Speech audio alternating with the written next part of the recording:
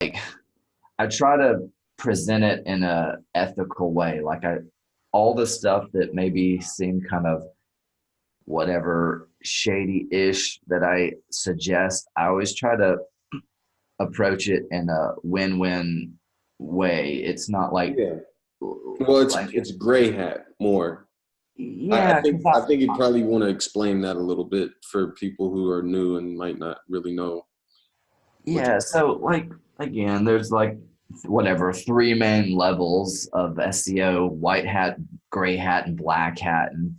And the way I think pretty much any seasoned SEO will agree that everything is technically black hat because you're basically gaming and manipulating the search engines. That's what we do. Hmm. Um, that's how we engineer, our paychecks and stuff. We rank stuff. Well, how do you do it? Well, you manipulate the search engines. That's how you get ranked.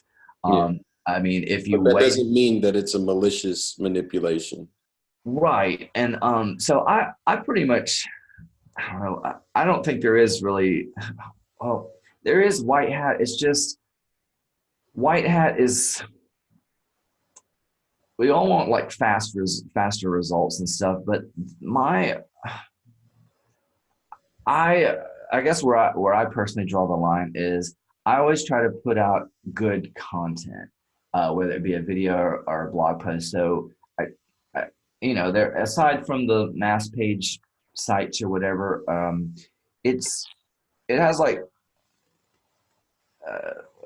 whatever the end game is like good. I'm not trying to spam or hurt anybody with the sites and content that I create. And then gray hat, I just see it as more of like, oh, kind of thinking outside the box. Like, oh, this wasn't really designed for this. Well, I'm going to use it this way because I've noticed that when I do, it gives me advantages over here.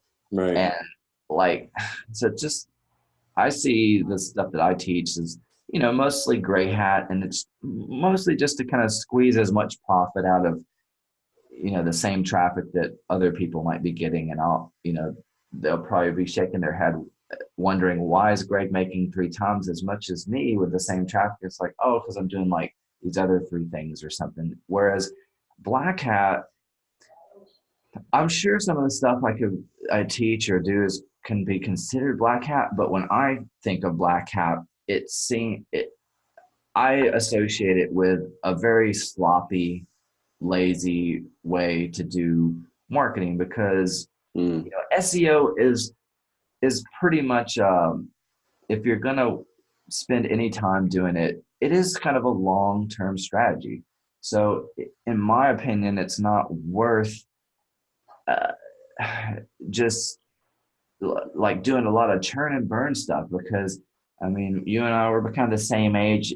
When you're 16, it doesn't matter, but like when you get to be whatever mid 20s, 30s, 40s, I just I'm somebody that wants to kind of build in this season of my life. I want to build things that are a little more stable and sustainable. And with the black hat stuff, it's almost like you got to run faster than the law to keep up. Your software's got to be faster. You got to be shadier than the search engine police and stuff. It's kind of like if you're a good enough criminal to stay 10 steps ahead of the law, great. You'll probably never get caught. But most people aren't that smart.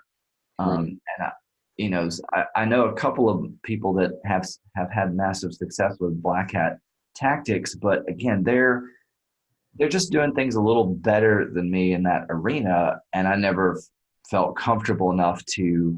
It just seems like a very churn and burn business Yeah. model, and that Yeah. it's just a lot It's of like waste. once you go down that path, it's no turning back, kind of. Too Yeah, so like dealing drugs almost.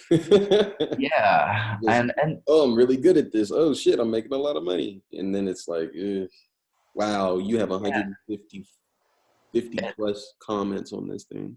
I know, and it's funny they're like coming in as we're speaking, but it's there's so many topics to talk about on this, and like one I also want to bring up is they I want to cover this one too, but they uh, let's see.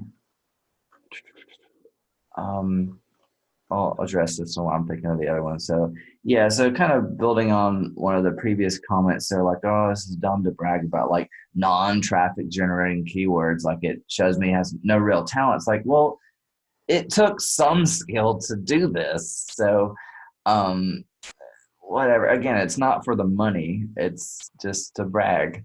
Um and so yeah. Uh, People uh, just people just want to hate too. And yeah, if it's so easy, why doesn't she just do it? exactly. I never And what's the point of wasting your time doing that? Like I like this interaction me and you are having, but I think I looked at this, I clicked on like maybe or haha, and then I didn't leave a comment because I'm like, I don't want my phone to be pinging I all know. day about people, talking shit about Greg because he did an experiment. Like, I know. what? And this I finally thought of what I was about to say. So this again, this was just for fun. Just I thought it was good. I was just talking to our friend Tyler, and I was like, I I this is not how I'd planned my day today. I what I had in mind, I woke up and I was so excited to make this post, and I was just going to post it and then do some work and come back and check on it. But then it went crazy, and I was like, this can just be a total time suck, and it's a big waste of time. I've left like two comments. It's just I haven't even read them all. It's so many, but there. This is you know you may wonder why, first off, people don't come out with courses on things like SEO. This is Mm, a very good example of why people like I mean, the only reason I have exposure really is, and people know my name, is because I have a course. The reason why most people that are at my level are crushing it more with SEO or anything, the reason they don't have courses or masterminds or any of this stuff is this, because people, like, if they know what you're doing, they'll, sometimes people will attack you. And I say it a lot, like I really desire to be, I don't desire like to be rich and famous. I want to be rich and anonymous. And this is why, because, it's better a lot of times if people just don't know what you're doing, because they'll just attack you and you can just make your money under the radar. Nobody knows your name. They probably stumbled across many of your websites and your videos, but if your face and your voice isn't in them, they don't know who's behind that website. I mean, I thought it was funny if these people that were um, naming off ripoff reports. I thought it would be funny if like they didn't know, but I actually owned ripoff reports. That'd be hilarious. Like, good luck. Next level. No, I But love it, man. I think you're 100% right. Is being anonymous is really the way to go, and things like Facebook. So the power of this is the exposure, and probably next time you post, it'll get a lot more reach yeah, because obviously you're getting a lot of engagement. So the algorithm's going to hook you up. But like you said, anybody who's a productive person or seeks to be more productive, Facebook isn't built for us. It's built for consumer mindset where you just fuck around all day. much. I mean, this is just a big whatever time suck. This is the That's opposite of true. Yeah, it's a lot to read. productivity. I mean, this could lead to more sales of the course, but like, again, damn it. You could spend all day and way too much mental energy just replying to this stuff, and it's probably not going to make you much more money. And Right. It's so, super interesting though, man. This world we live in. I was watching a video after making cleaning up my blogs and making them pretty and feeling really good about the opt-in stuff and just having all that stuff in set up. And I was like, all right, well, I'm going to watch this video that YouTube suggested about Instagram influencers and how to become one and how to do this and how to do that. Because I was driving a lot of traffic from my Instagram, even though I don't have a whole ton of followers. And I read it and I was like, you know what? This seems like a good idea, but man, I don't think I want to be that person where you're constantly interacting with people. I don't like interacting with people, first of all. I'm really more introverted.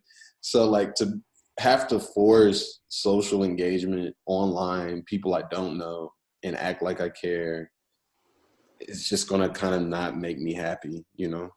So Yeah. And the thing that gets me, it's like I kind of want. I'm not super duper witty, but I like to be. So like if I come up with something clever, I I would love to reply with that. But sometimes, it doesn't come to me. And so sometimes you can just waste a lot of time thinking of a reply when you could just be making money doing something else. Like, don't worry yeah, about it. So it's yeah, super interesting, man. Super interesting. Yeah. So I'm if you're a glad new we documented SEO, this, man, because this is incredible.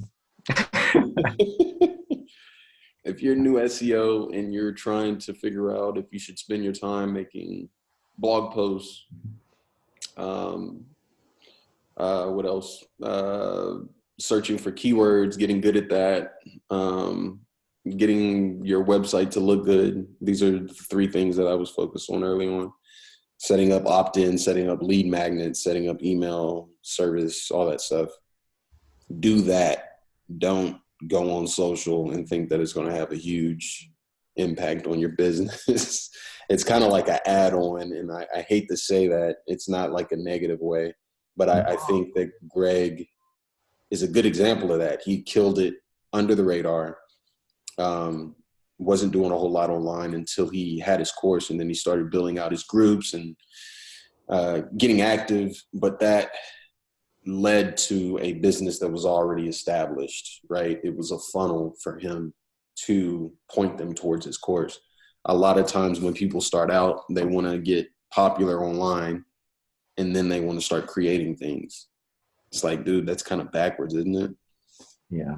And easily you can kind of go down a rabbit hole and never come back, is what I think. Yeah, it just and it's a kind of a distraction. I mean, that's the frustrating part. Like, I want to help as many people as I can with the course, but the more people that come into the course and that chime into the Facebook groups and stuff, like somebody needs to engage with them, and it can't be me all the time. So now I have another expense. So I have to like pay people to engage with that other people in the group and stuff. And that's great. But like, again, these are all things that don't exist when it's just you. When you're just under the radar, when nobody knows what you're doing, it's great. You got no bosses, no employees, and just money, and nobody knows your name. And it's wonderful because you're just anonymous. I love it. But some people want fame. That's fine if you want that. But just know that it comes with a challenges, because I mean, I would hate to be kind of actor, super celebrity status, because there's certain places that you can't go now because you're just too famous. Like I, I like what uh, Matt said last night about me. We were talking to somebody, and he was like, honestly, I kind of like, I think that where Greg is like kind of the, if there is a ideal fame level, it's kind of like there. Like he's like kind of famous, but like, but only to a certain group, but not too famous. Like if I walk down the street, most people don't know me. That's fine. But like at the event last night, this happened again. Somebody in the room knew me that I didn't know them. They came up to me and they're like, "Hey, my name's Chris." I said, "Hey, I'm Greg," and they're like, "I know who you are." I'm like, okay. Um, that's cool, but that's about as popular as I want to be. It's I. You've probably heard this quote with Michael Jordan, and it always kind of stuck with me. He's like, become so good at what you do to the point where when you walk in a room, you don't need to introduce yourself. And I like that, but I kind of like that just in the context of like SEO, affiliate marketing, ClickFunnels. It's Yeah, nice, not the general public. Yeah. Yeah, it's For it's it's sure. really nice when, we come to the internet marketing party each month now, and we go in there and we know like a half of the room. It's nice because everybody's friends now. It's a lot better feeling than walking in there and you don't know anybody.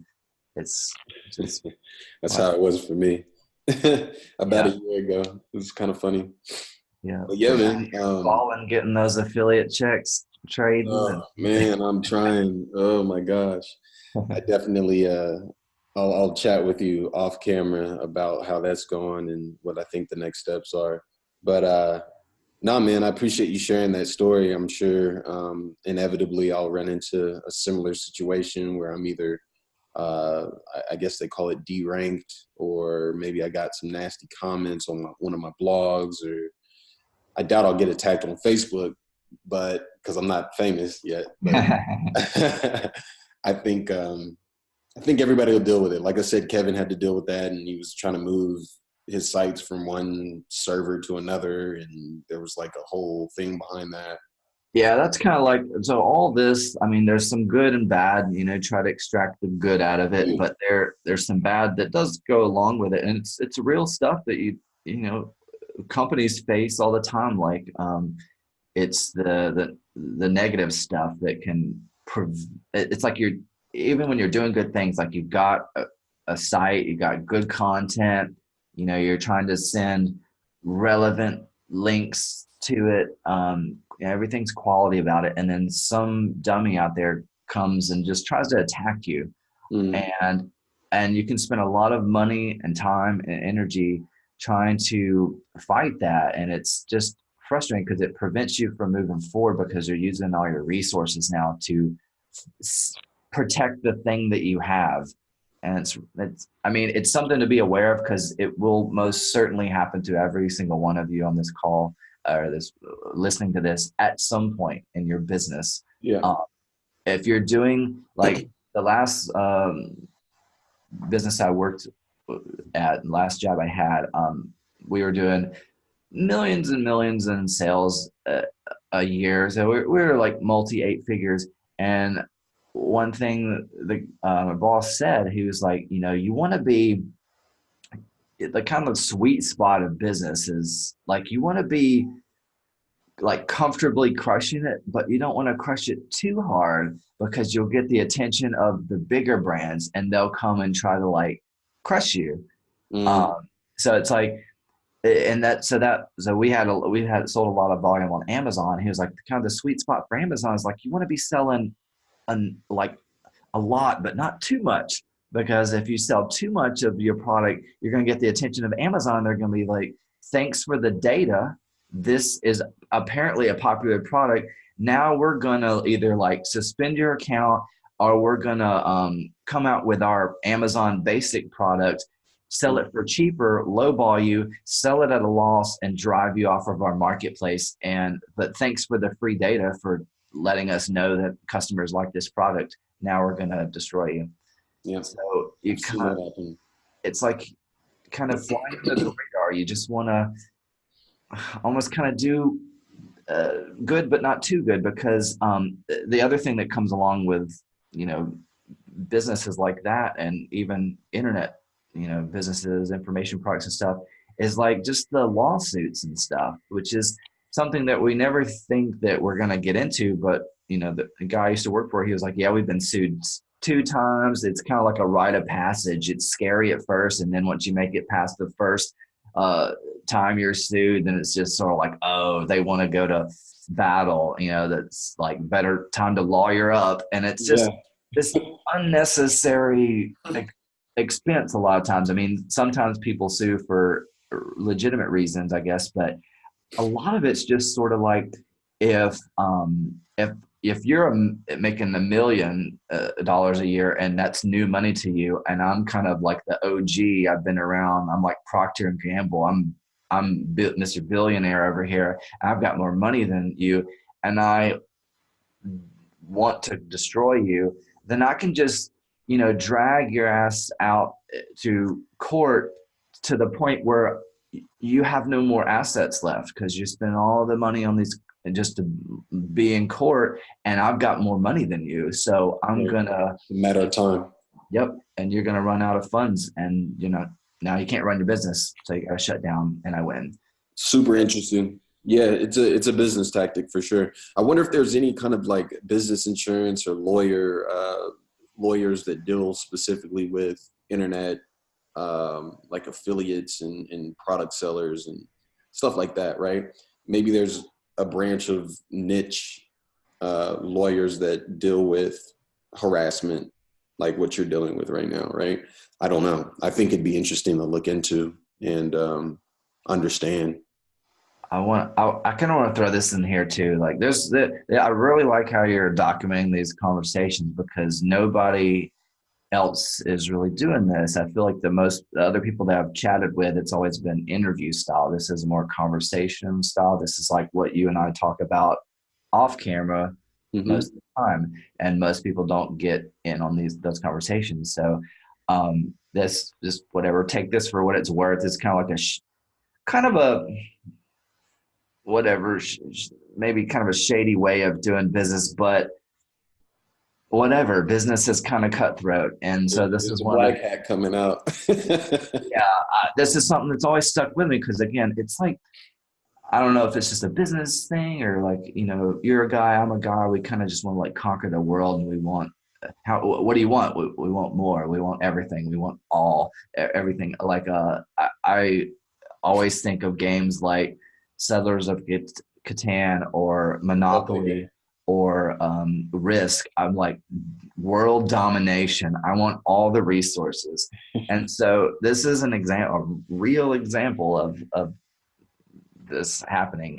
So the guy I used to work for in college, he worked for Papa John's, and they were kind of a newer company back then, and they just had created a presence in Texas, and I believe they're like what do you call it? Their corporate office was in Austin, I Mm. believe. And so just his luck for being here. And so he started working for Papa John's and, got to meet John, the owner, and everything, and go to all these events. And so he got up into management, and I don't know how this information gets like fed down. He learned about this, but he told me about how they would kind of take over the people that they were sourcing things from. So the ingredients and like the uniforms and stuff that they wore and stuff, they slowly but kind of consumed those companies. And here's how they did it. So let's just say that he was big on pop. John was really big on like sourcing the best ingredients, the best and stuff. So like they use like these special tomatoes, and this is all just from him. I haven't researched this and gone and double check this, but Yeah. they like to use these special little tomatoes for their sauce because they wanted it made in a certain way, and they got it all from this company I think out in California maybe, and it was like a mom and pop operation, but Papa John's was starting up, and they became one of their biggest customers, and Papa John's expanded and grew to a point where at some point they were doing so much volume that Papa John's became pretty much like 80% of their business or something, like Damn. just a very, very large amount of their business. And then I think Papa John's was like, "Oh, you gotta like, we're only gonna pay this much for the tomatoes or the resource or something." Mm. Kind of put this mom and pop in kind of a bind. They're like, "Well, we can't make any profit," and they're like, "Okay, well, we're pulling out. We're no longer going to be your client." Well, shit. They had worked themselves up to being basically the majority of their business. Now this company has all this overhead because they have to fulfill the demand of a client like Papa John's. And if they lose that client, they're basically going to have to close their business. Bro, that's So what they dirty. did was they were like, "We'll pull out." Then their businesses was crumbling, and then Papa John's comes back in and says, "Well, it seems like your business is closing down. We're going to throw you this lowball offer. We'll buy it for like 20 million." And they're like, I guess so, because we don't want to lose our business. And now they own you. Damn. And they did. And he said they did that to, some of their ingredients. They did it to their uniform company. So they same strategy. They started using their uniforms or something, and then they have so many employees that they became the main client for this company. And then they did that same strategy, and now they own the uniform company. So kind of shady things, but it's not. This isn't Not isolated illegal. example. Yeah. This It's is just how the it's kind of shady. cutthroat corporate world works. If it, like And the reverse of that kind of, or another angle on that, is there are other companies that they buy companies just to eliminate them, which is, I don't know all the benefits of that really, but an example of that was a couple of years ago when I first moved out to Austin. There was a cool little tool called Posterous, posterous.com. It was a cool little social media syndication tool, so you could Mm. sync it up. It was free. You can sync it up to your blog, and whenever it's kind of like a IFTT, whatever, IFTTT. If Yeah. If this then that. Yeah, so when you publish it to your blog, you could syndicate it to 10 YouTube channels, 10 Twitters, Nice. WordPress. It was a great little tool. And then out of nowhere, Twitter bought them and they went away. And I Mm. was like, why? This is a great tool. But for whatever reason, Twitter bought them and that tool doesn't exist anymore. Mm. So I don't have a Interesting. reason for that, but those are just some things that can happen. But Yeah, I just want to help people kind of think outside the box more, because this is real life, man. This stuff happens. It's not theory. Like it's I think we've had this conversation before too, like with not bashing wealthy affiliate or anything, but more basic watered down kind of courses. It's great, like they can get some results, but when you are up against people like me and you and some of the people that have gone through my course, you don't stand a chance in like the real world of SEO. You're going to get crushed. Yeah. Like, because you're into sports, you see this all the time. The star basketball player of the high school team, and then they get drafted into the NBA. They skipped college and they suck in the NBA because the NBA is on a different level than your high school basketball team, Mm. or the people, same thing with college. They're crushing it on a collegiate level. And then they move into NFL. Whatever happened to that guy? He was awesome, like the star quarterback, and all of a sudden he sucks. Yeah. And he had a 2-year career or something. Like Yeah. it's Johnny Manziel. yeah. Poor So guy. No, I think it's interesting, man. It's like there's levels to it, and I'm definitely pressing on this level of breaking through. Now that I've made a couple $100, I made some more sales on my sites, but there's like this switch that you can flip where you really know why you made money and you can yeah. duplicate it. And so that's kind of where I'm at, and what I kind of wanted to throw out there for you. I bought Thrive themes and I started taking the Thrive University stuff, and it's extra dope. I'm super happy to have paid $200 for that. Yeah, Um, their stuff is super quality. Like they yeah, really take care of their customers. They have excellent customer support. So they're one of the handful of like internet marketing tools that do it right. Like it's a fair price, quality product, quality support. I didn't even know they had that at university. That's kind of a bonus yeah. now. So yeah, But it's making me look at everything differently. Like I went ahead and bought ConvertKit, and because it integrates directly, and I know that you used it or promoted it, so I went ahead and did all that. And I think that finding a way to really like push that to the forefront of most people's minds whenever they're becoming an affiliate is important.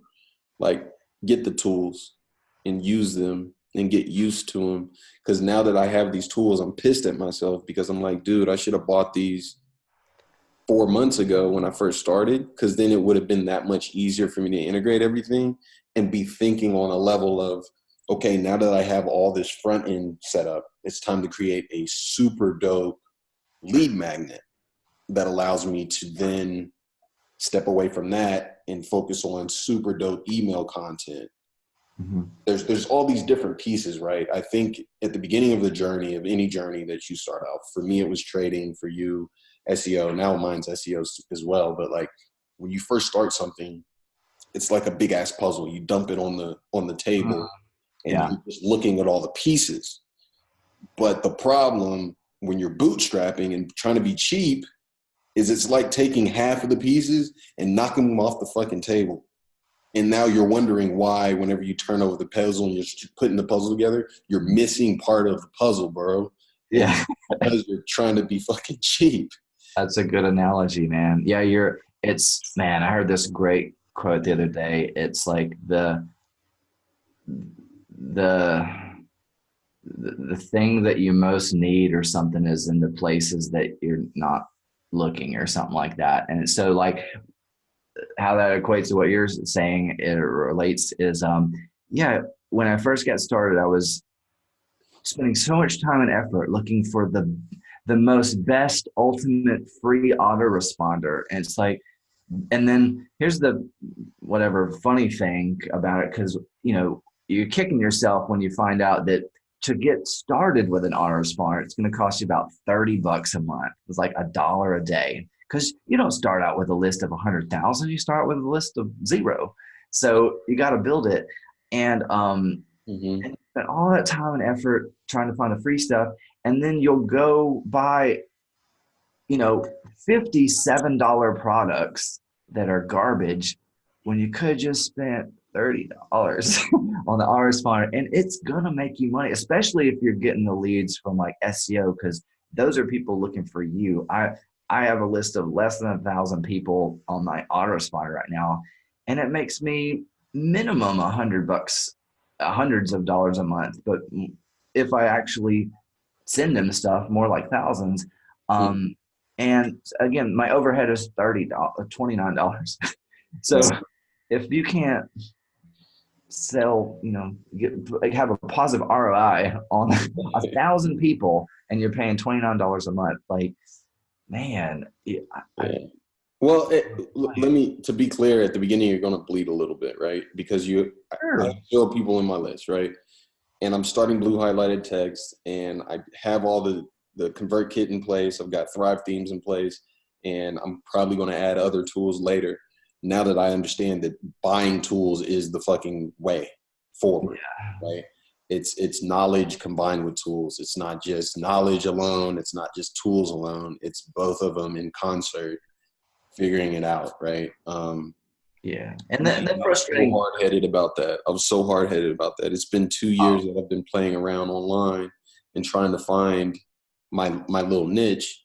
And this whole time, I had a guy tell me to understand like building a list and just do one thing. And what I do, I went out and did 3 things and never really intentionally went to build a list. Instead, I wanted to go build a drop shipping store. And I'm like, man, I should have definitely just listened to that. Because when you're building a niche and when you're building this affiliate stuff, if anybody out there wants to start a Shopify store, a drop shipping store, instead become an affiliate, learn the niche, learn what you're selling, learn about it, and then go take the experiment to the next level by having your own store, having your own products, doing that. But the first step of the journey, in my opinion, should be SEO, understanding how search engines work, blogging, so making content, original content, and understanding how keywords work, understanding how to position other people's sales page for you, right? If I'm an affiliate for a good product, that product has a badass sales page that they've put tons of time and energy into in order to get it to where it converts somewhat well, because they're in business. So obviously it converts somewhat. You're using their asset for your benefit. Yeah. Okay. Now, if you want to go to the next level, start making your own products, your own service, your own store But guess what? You're going to have to learn how to use sales pages. You're going to have to learn how to email market. You're going to have to learn all these nuances, all this shit that you don't know that you don't know yet. Yeah. You could have just discovered it through affiliate marketing. And that's why I'm so passionate about this stuff, because it's the truest, realest starting point for someone who's new to this stuff, I think. Yeah, it all comes back to the same skills. So the people that hate on SEO, they're like, "Oh, SEO is slow. It's dumb. I'm going to go do paid traffic." Okay, fine. Well, paid traffic, you need a budget. Oh, and you're also going to need to be really good at copywriting. So those are skills that you're going to have to learn. You don't just get born with those. Come into the world knowing how to convert people. So you're going to have to learn a skill, and the skills come back to you know, SEO, some sort of SEO, content creation, copywriting, email marketing, paid traffic, which there's a lot of skills you have to master with that, with copy, paid traffic, copywriting, and just tracking in general. Mm. The tracking tools, sadly, it's like the people that know how to use them know how to use them, and the people that don't, well, there's hardly any training. So those are the speed bumps you're going to run into. So the thing about SEO, I mean, I feel comfortable about it now because I've been through the school of hard knocks, so it seems simple to me now. But yeah, it was a long journey of, well, this guy said this worked. Well, this other guy said that it doesn't work. So which one is it? And it Man, this is so much like whatever you creative, do, bro. it really just comes down to experiment. You got to experiment yourself. Because what I teach people, I teach them because of my results with that. And I was just talking to someone the other day, and I said, for everything that I teach, there's probably somebody out there that says everything that I teach doesn't work because Right, that's been their experience. right. But they're both right. And so I was chatting with Henry last night. I don't know if you know, I forget his last name, but makes a lot of money, tons of money, paid traffic and stuff. And I was trying to get to the the core of like how he thinks, because that's really the kind of like evergreen part of his business. It's not the traffic source, because traffic sources change, and it's his ability to think outside the box. And he was like, yeah, I said, do you have any kind of training, or like if I paid you, is there any kind of like mentoring or course like where I can kind of learn what you know? And he was like, not really. I just sort of, I don't really have a group of close people that are on my level that are doing specifically what I do at the volume that I do, just millions a month. And he said, I just sort of like test a lot of stuff and think outside the box and think like maybe this tool can be used in this way, and then I'll find little loopholes and just exploit them while they last, and then I'll figure out another one. Like And black it's hatting almost. it's just, I was like, so basically just a lot of trial and error. He was like, yeah, there's a lot of trial and error, and then you find what works, because you at some point, like I had a success with SEO years ago, but I was just doing so little of it that the results were kind of sporadic. Mm. So I wasn't making enough YouTube videos at the time to make consistent income, because I thought like, whatever, 10 videos, 100 videos, surely they'll get found and I make sales. But and I made some sales, but when I started to whatever, just make more content, really, all of a sudden more money started coming in. Well, Mm. wow, that's interesting how that Funny how that works. works, right? Yeah, it's like, and same way with paid traffic. Well, even if you suck at paid traffic or your product sucks, it's kind of what I teach with the mass page stuff. The more people you're in front of, the more money you're going to make. It doesn't matter. You can have a terrible offer, but you will probably make some money because, Eventually, yeah.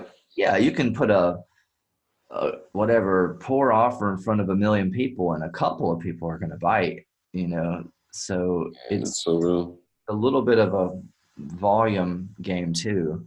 I wanted to jump in real quick and say something. One of the things that really hit me on, I watch these Thrive videos. I watch any kind of educational video, usually right around the time it is to go to sleep, right? So most of the time I work throughout the day. I need to read more, but I feel guilty when I do during the day because I'm like, well, I should be working, right? Mm. And so at night, it's usually my wind down time, and I'll throw on a couple YouTube videos about SEO or about the Thrive themes now, Thrive University. And one of the first videos I watched on that, he mentioned he's a big fan of the rapid implementation method. So I Mm. came up with this idea of complete then tweak was my philosophy 2 years ago. And so it's been working for me. And I've discussed this with you. Yeah, it's And when great. he said that, it hit right on the head. I was like, okay, I'm on the same wavelength as this guy. I'm not stupid. I'm smart. I'm actually doing the right things. How can I make more YouTube videos? How can I make more blog posts? How can I really understand how it is I'm making money with SEO? Because I love paid traffic. I watched Igor's stuff and I was like, man, this is fascinating. But that led me to another epiphany. And it was the problem with amateurs, myself included, when you start anything, even if you go hard on it and you think that you've got the perfect solution, your version of perfect is that of an amateur's. So it really sucks. So you're way better off, instead of trying to seek perfect from a mind that's new to the space, of just implementing. You'll get better naturally as time goes on through doing it. You don't get better by thinking about it and thinking in a space of, I'm a beginner. This is what I think is the best. But yeah, that's based on a beginner's thoughts. So no, you don't know what the fuck you're doing, and for people to recognize that and then step back and say, okay, online marketing is all about tests. With Thrive Themes, I'm learning about A/B testing, and it's not a new theory or idea. Right. But I it's just never used it because I right. saw it and I was like, yeah, I don't need that. I just need to implement. Right. I'm gonna get it. I'm cocky. I'm gonna get it right on the first try. A/B testing is No, no, no, so no, no, important, no. bro. Like So important. almost every seasoned marketer, they're like, I'm wrong most of the time, and I know it, and so that's why I test and I let the data tell me what is right.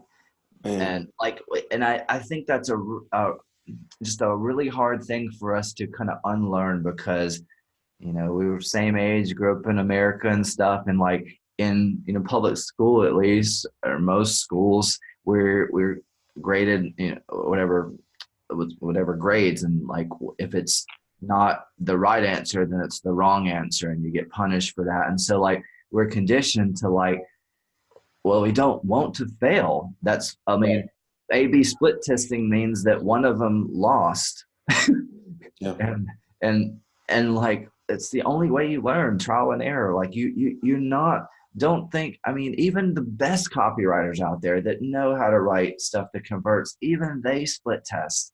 Mm.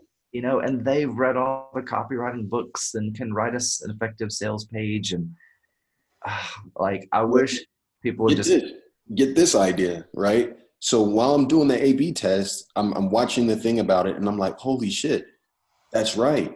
So basically, your first idea can morph into something that you didn't even choose, that's based on the data, that's based on what other people are telling you they want, the actual consumer, which, by the way, is who matters, not you or your thoughts, yeah, right? I'm just here to serve them.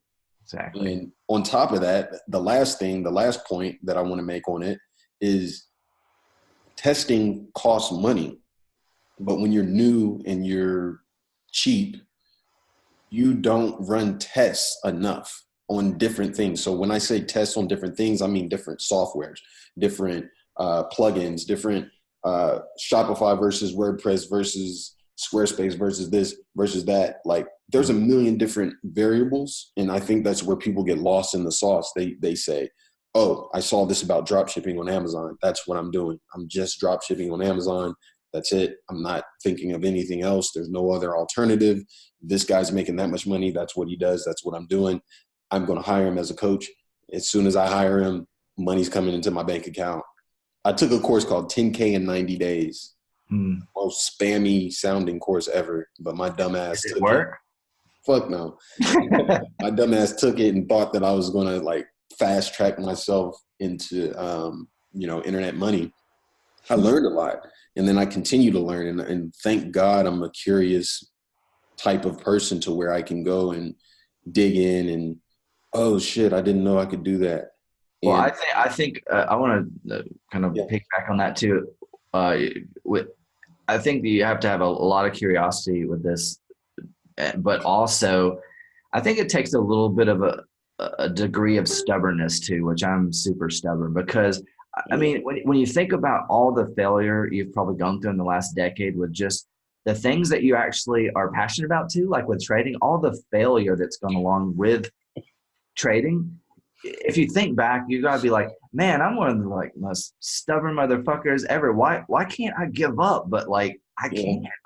Because I know the only like I don't know how you make sense of all this, but years ago I just said it just came whatever hit me one day, and I was like, you know what? High school can be such a painful time because kids are mean and like if you got braces and pimples and stuff, like your life is just hell. And in that little bubble of high school and grade school, it seems like everything matters Mm. in that environment. And then you get out into real life and you never see those people again. And you figured out that it didn't matter.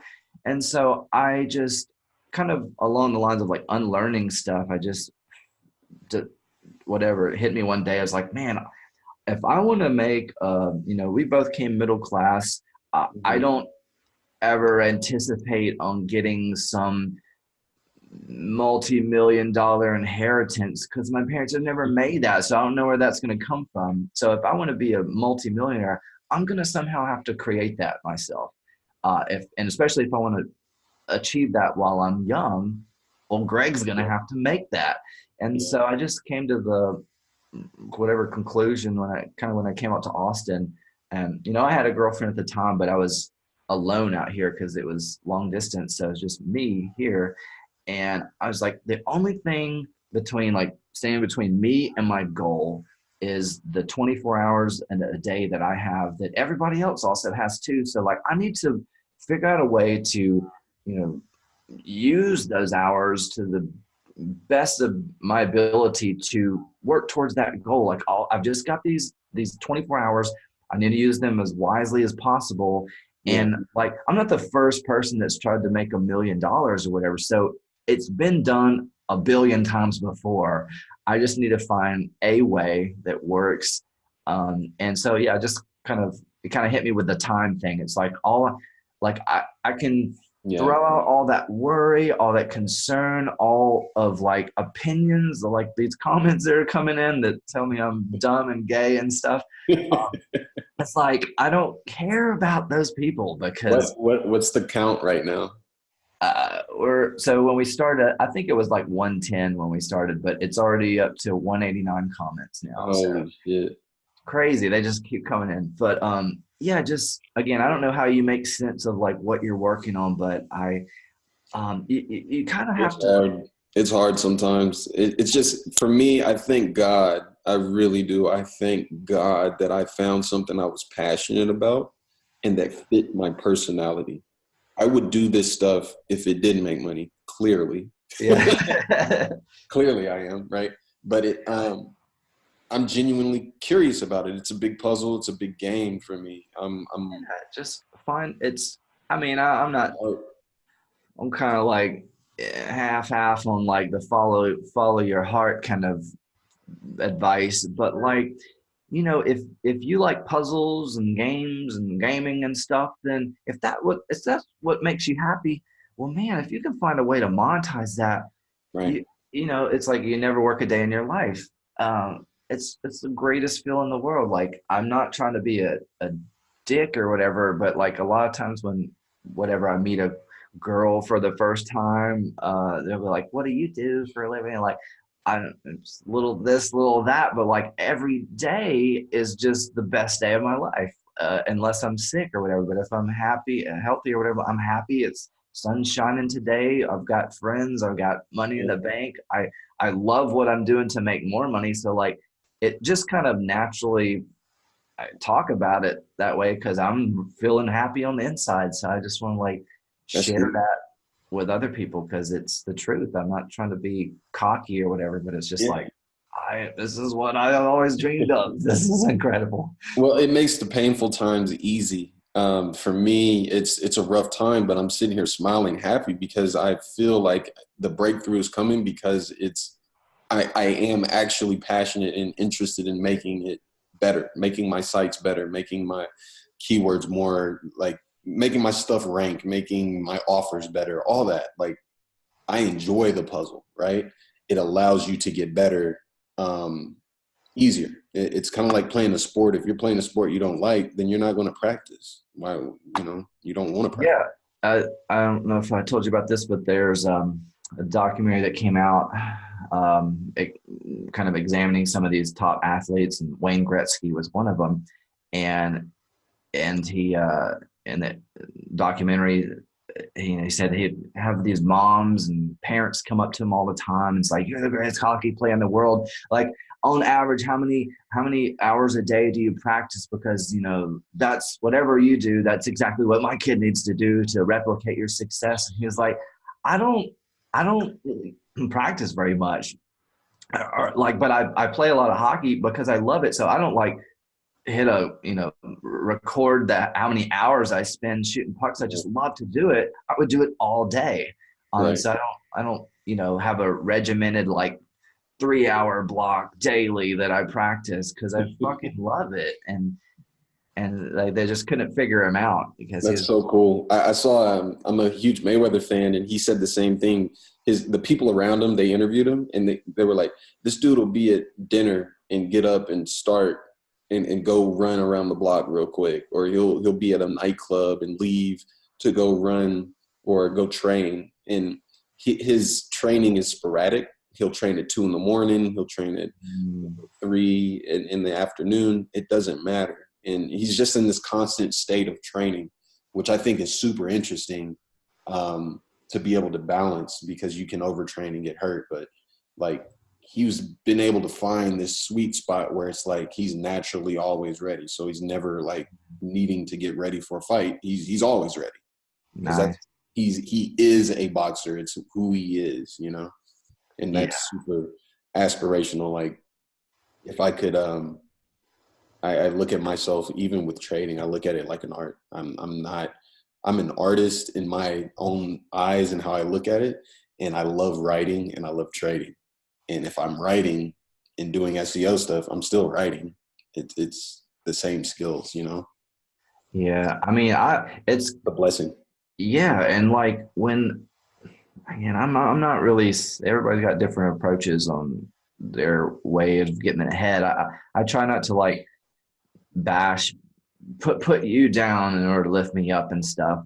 But it's really nice to when you are training continuously at your discipline to the point where when someone calls you out, you're like, since you've been training for years, it's like, oh, I've been waiting for this moment because like I never get to use my skills to their full potential. Like, so when, these people are like bashing me, like, yeah, you suck at SEO, blah, blah. And like, do you want to like go head to head? Cause I mean, I've been training the last decade for this. This is what I live for. Um, but Yeah, we'll hell see. yeah. Yes. Um, And so you get to approach it with fun. And most people, if they get in a fight, Mayweather's probably enjoying it, right? Most people, they're like terrified, like, fuck, I never do this. I might get hurt. This sucks. You he get all probably nervous. like I saw like his last fight, and again, I'm not really big into boxing, but I have to appreciate the like it doesn't seem like he's moving fast, but you just look at the people that are swinging and how fast they're swinging, and he misses every single one. And he probably gets stoked when people are like want to fight him because if I was in his position, it seems like maybe he I don't know how he approaches like their fists coming at him, but it seems like maybe it's like a math equation. He's trying to like, figure them out. And he's faster than them. He knows what they're going to do before they hit. And that's just to see that is incredible. Yeah, I think that's why everybody's addicted to sports and seeing people excel at things. Because when you see greatness, you're like, wow, how can I do that in whatever I'm doing? If you're thinking on that level, right? Exactly. How can And I do that in SEO? How can I do that in trading? How can I do that in whatever it is? And super interesting to be able to translate that mentality into. yeah, and it overflows into other areas of your life too, because like we're kind of driven, but not just in entrepreneurship.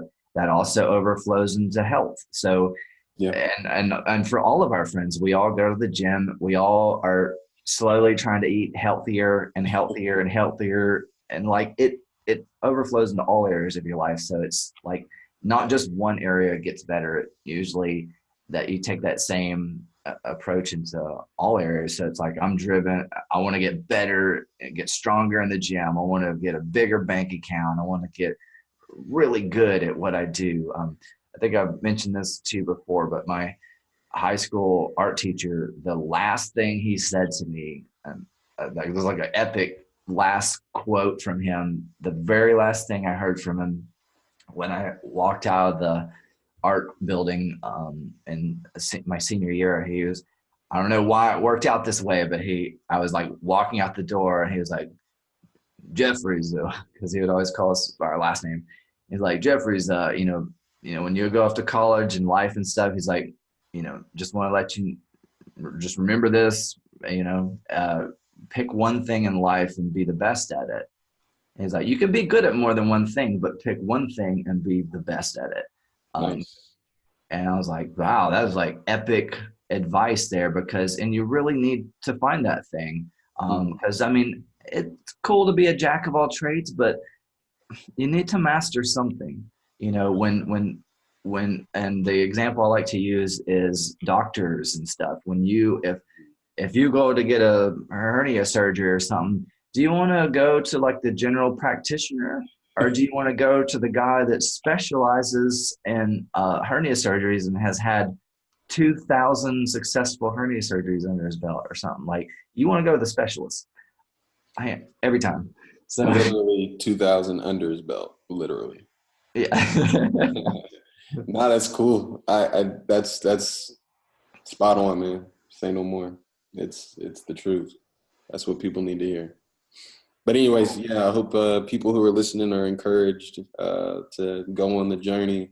It's not a get rich quick. It's definitely you're going to spend money, man. Stop. If I could tell myself anything, my former self, I would say stop holding onto your money thinking that you holding it is helping your journey, because it's not. You need equipment, and then you need to upgrade your equipment, and then you need to upgrade it a couple more times. It's like a role-playing game, like a video game, right? Yeah, You level up. you may have seen this example too, but like when you hold on to something, yes, you're not letting it go, but since your hands closed instead of open, it's also not allowing more money to come into your life. So Ain't that the truth? you That's know, it. just don't take ridiculous risks. So like if you're only making a couple $1,000, don't take the risk and gamble of getting yourself $1 million in the hole. Make it relative to your income, and Yeah, if you need to obviously, right? make more first. It's worth it or whatever. You don't want to dig your hole so deep that you have to spend the rest of the next 5 years digging yourself out of that hole, because that's just it's frustrating going backwards. But yeah, man, you're gonna fail. You're gonna have a lot of trial and error. You're gonna spend money. You're gonna get screwed. Welcome to life. And I used to get kind of frustrated by that. But like, for instance, like 2 days ago, this I bought this course. It was like $300, and within 5 minutes, I was like, I just wasted my money. Like, Mm, it took me that quick, and as much as I want to refund it, it's not really worth the effort. Like, I made more than that the same day with affiliate commission, so I was like, whatever. it's helping that guy out. He just sold a course and he's probably happy. And also, not to buy from him again, at least Yeah. not while he's at the level he's at, Yeah. whatever. I want, and on that note, I want to like kind of encourage people, like once you find something that works, you know, kind of trust your gut, and there always, stay curious and always be open-minded to learn new things. But when you've already got something that is working and you know that you know enough, spend the majority of your time now working, putting in the effort to scale that up. You don't need another software, another course, another anything. Just scale that. I mean, it's hard enough to find the thing that works. So once you do, Yeah. work at scaling that up. You found something. Congratulations. Now work it. Put in the effort you need to scale, because that's what's gonna get you there. Like, I mean, God, it's so much like mental energy trying to hop from thing to thing, and you can't juggle it all anyway. So, you know, once you find that thing, stick with it, man. Cool. And yeah, so Appreciate that, man. All right. Well, y'all will catch us on the next one. We'll be doing it again pretty soon here. We'll check back in with you, Greg, to try to see how many comments you hit and what the outcome is. But yeah, thanks for doing it again, man. yeah, this is awesome.